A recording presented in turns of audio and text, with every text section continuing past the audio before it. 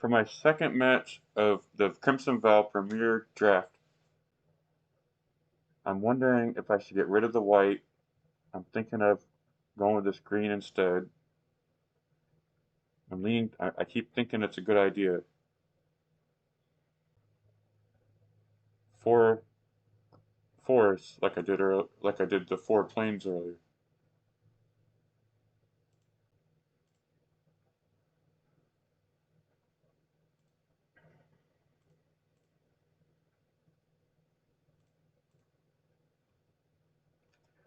I think this is a better idea than what I had going on earlier. I am definitely going to pull a mulligan if my starting hand is not good. The last match may have gone much better if I had pulled a mulligan. Even with just 6 cards, I could have had much better starting cards. Hopefully 16 lands plus Evolving Wilds and that heirloom hopefully serves me well. Okay, so, and I wondered if I should have reduced the Undying Mouse to just 1. So I got 3 instants and a 4-drop. I also have 3 lands. I know I'm still learning, and I don't want to take too long. I know it could be useful to have these 3 lands, and if I pull a mulligan, I could have less. In a way, this is a better draw than my first time. I maybe should have pulled a mulligan, because I have a few 2-drops that I could have got. Now I've got plenty of mana. It could be a couple turns or so before I can put a creature on the battlefield.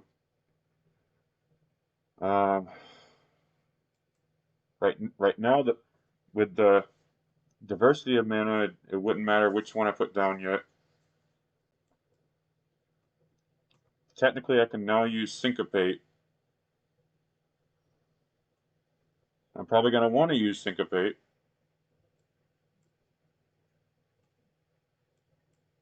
Luckily, I can now put Desperate Farmer on the battlefield. Now that I got a 3-drop.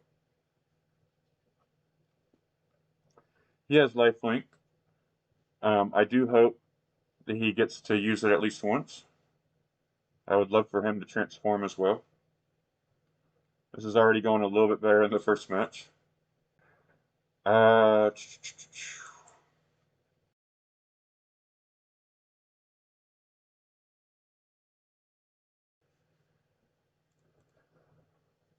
so it's about to be 22 to 18 in my favor.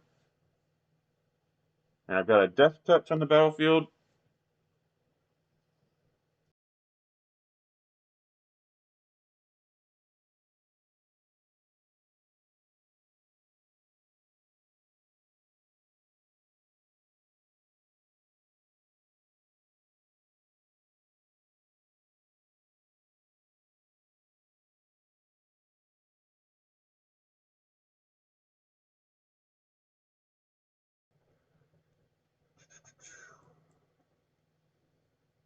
Alright, so not that I'm sure I'm gonna win, but this is going much better than earlier.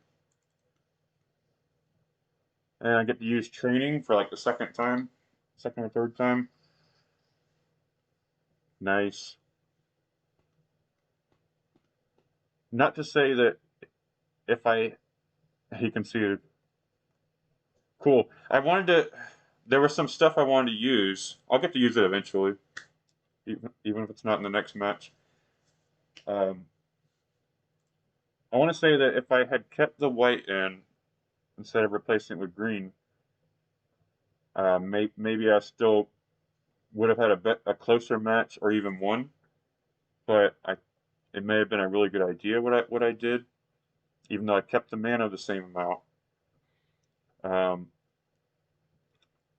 I'm glad I didn't pull a mulligan because it could have been worse. Oh yeah, I thought I was at my maximum dex. So let's go over what we have.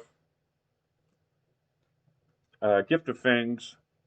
Which in my first match, I forgot that the creature I was using it on was a vampire. Enchanted creature gets +2/+2 as long as it's a vampire. So for one of your own vampires. Otherwise, it gets -2, -2. And I had two creatures to choose: a flying that was 3/3, and a malice that was 4/4.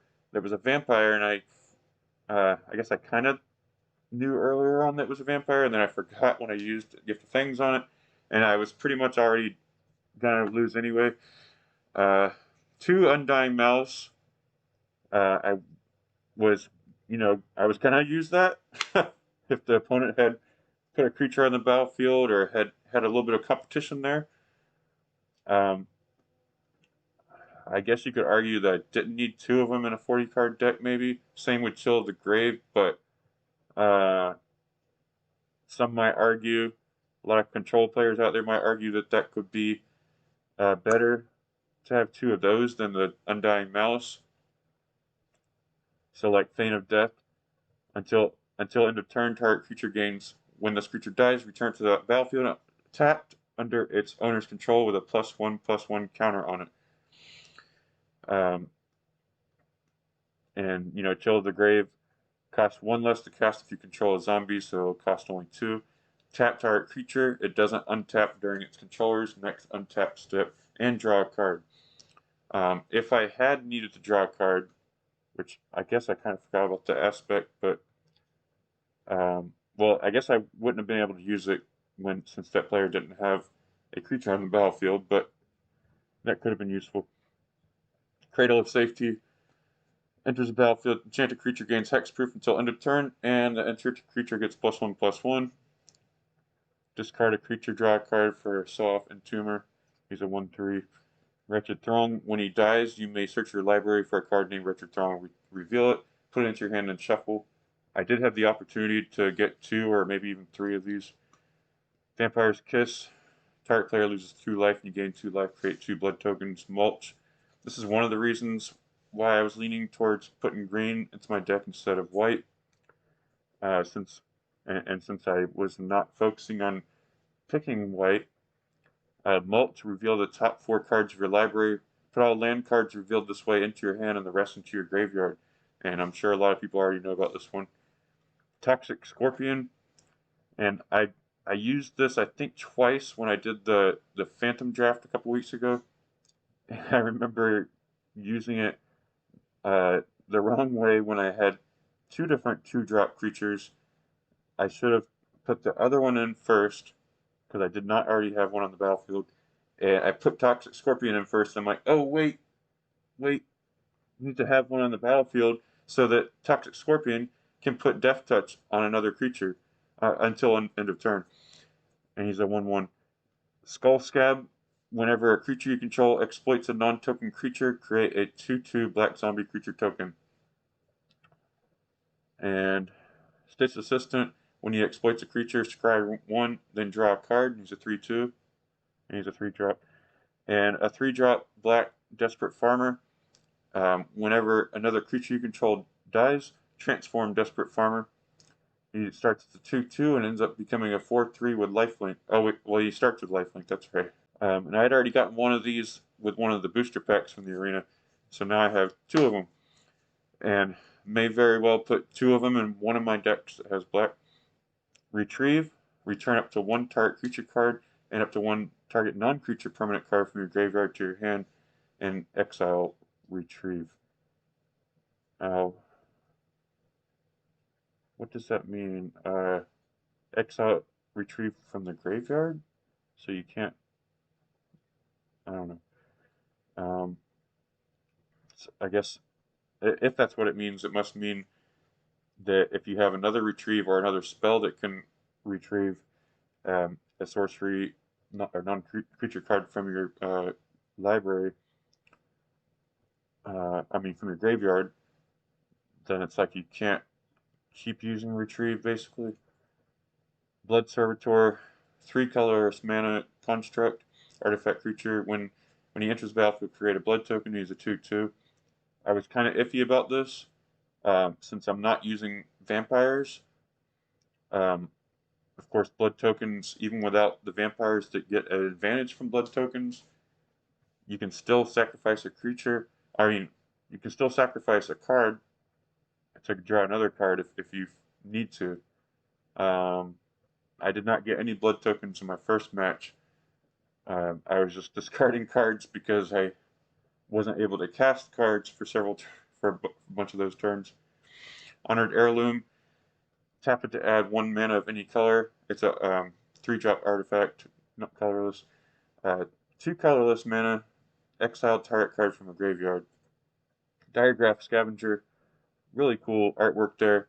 He's a 4-drop black 2/3 with Death Touch, and this is one of the ones we used in this match. When he enters the battlefield, exile it to 1 target card from a graveyard. If a creature card is exiled this way, each opponent loses 2 life and you gain 2 life. Roll Recruit. Did get to use the training once to increase her to 2/2, and when she enters the battlefield, create a 3/1 green bear creature token. And that was, I guess, if the player had a couple creatures on the battlefield, if things had gone a little bit differently, that boar would have been something that would have helped a little bit as well. Basically, in the training, I would have loved to see that go a little bit farther. Skyworks Scob, we'll end up using him eventually, whether it's in the next match or at some match in the future. He's a 4-drop with 2 blue. He's a 2/5 with flying, and when he enters the battlefield, you may exile 2 creature cards from your graveyard if you do draw a card. Rat-Tide Gargantua, another one that we didn't get to use along with Skyworks Scob and some others. He's a 5/4 with exploit, and he's a 3-drop with 2 black. When he exploits a creature, each opponent sacrifices a creature. I'm gonna use him at some point. I don't know if it's gonna be in the next match or not. I'm pretty sure that this is a pretty well built deck. Make sure you let me know in the comments below what you think of it. I'm not going to change it for the next match. I don't know. Let's say I lose the next match. I don't know if I'm going to change it for the third match. For going for a possible third loss. If I win the next match, it could be worth switching things up a little bit, because I'll have at least 2 more matches if I win the next one, obviously. And Unhallowed Phalanx, I think I've used him maybe at least twice. Got him in a booster pack, and I remember I used him at least once with Necrosynthesis. Necrosynthesis. I need to drink some water. 1 power, 13 toughness. Enters the battlefield tapped. So he can't block right away. For anyone that's new, if you're new to wondering, if you're wondering what that means exactly, he won't be able to block the opponent's next turn, but he'll be able to block afterwards. Syncopate costs X and 1 blue instant, so at least 2. Counter target spell unless its controller pays X. If that spell is countered this way, exile it instead of putting it into its owner's graveyard. Pretty awesome. I've used it like twice so far. So if you're new, if you pay 3 mana on top of the 1 blue, 3 for X, they will have to pay 3 mana on top of whatever spell cost they're paying. So if they have enough mana, obviously they'll be able to cast the spell. But if they had casted that spell with the intention of casting another spell during their turn because they had enough mana, well, they won't be able to, most likely because of the extra mana they had to pay. Or they won't be able to cast the spell, which of course is the primary concern of countering. Or if they had casted a spell and then casted the one you're countering, then most likely they're not going to be able to cast that second spell. And I got Evolving Wilds, because you almost have to, or you certainly want to, especially if you didn't have something like this Honored Heirloom. if you're going to have 3 or more colors in your deck, aside from Commander, right? EDH. Alright. I am planning on uploading the next match. If you enjoyed this video, tap the like button, subscribe, and thank you for watching.